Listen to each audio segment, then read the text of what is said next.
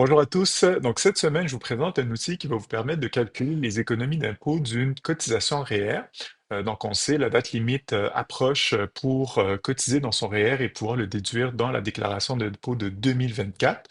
Donc, cette année, c'est le 3 mars, vu que le 1er mars est un samedi. Donc, la date limite sera le lundi 3 mars. D'ici cette date-là, ben, on va recevoir justement les différents reçus fiscaux, que ce soit notre T4, que ce soit les reçu des institutions bancaires, si vous avez des frais médicaux, des frais de garde, etc. Et j'avais pensé vous présenter un outil qui va vous permettre de faire vos calculs si jamais vous voulez maximiser vos REER ou si jamais vous voulez optimiser votre fiscalité en fonction justement de votre situation.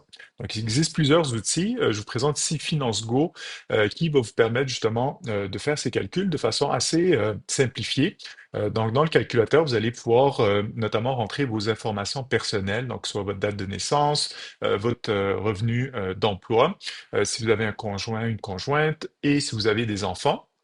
Et en fonction de vos revenus et des différentes simulations que vous allez faire, donc par exemple, si une personne de 35 ans qui gagne 60 000 par année et qui veut déterminer c'est quoi l'économie que va lui générer une cotisation de 5 000 dans son REER, ben, très rapidement, on peut déterminer si le montant d'économie selon notre taux marginal d'imposition, donc selon le palier d'imposition dans lequel on se trouve.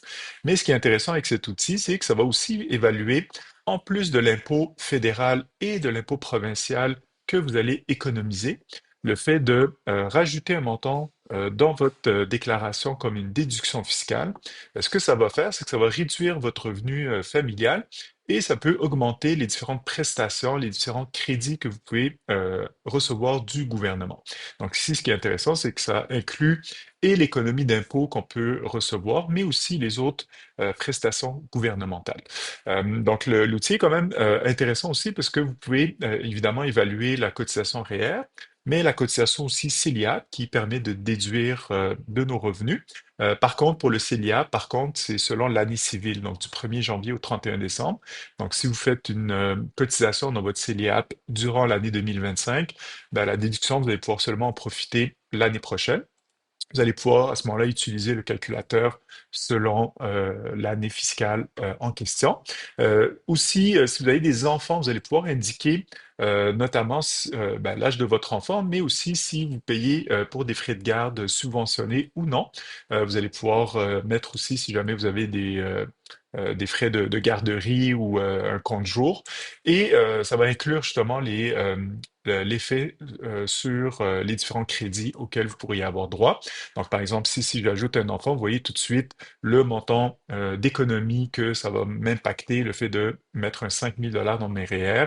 Ben, on voit tout de suite que c'est 56,8 que je peux accéder. On peut aussi ajouter, dans le cas où on investit, par exemple, dans un fonds FTQ, donc un fonds de travailleurs ou un fonds, le fonds CSN, ben, ça va nous permettre aussi d'additionner à ça le crédit supplémentaire qu'on peut recevoir du fonds de travailleurs. Donc, on parle ici d'un 30 additionnel. Donc là, on peut voir que mettre un 10 000 5 000 dans un REER, 5 000 dans un fonds de travailleurs, ben, c'est pratiquement 70 qu'on peut récupérer. Ce ne sera pas immédiat qu'on va récupérer cet argent-là, parce que comme j'ai mentionné, il y a une partie que c'est en économie d'impôt, mais il y a une partie aussi, c'est par exemple les allocations pour les enfants, les allocations familiales qui vont augmenter, donc on va les recevoir durant l'année. Même chose pour les crédits, c'est au moment de produire notre déclaration d'impôt que on peut en bénéficier. Donc voilà, vous pourrez explorer l'outil. Il y a une petite démonstration aussi qui est faite. L'outil aussi permet de faire des calculs, des estimations en cas de retrait d'un REER. Donc vous pourrez explorer toutes ces avenues.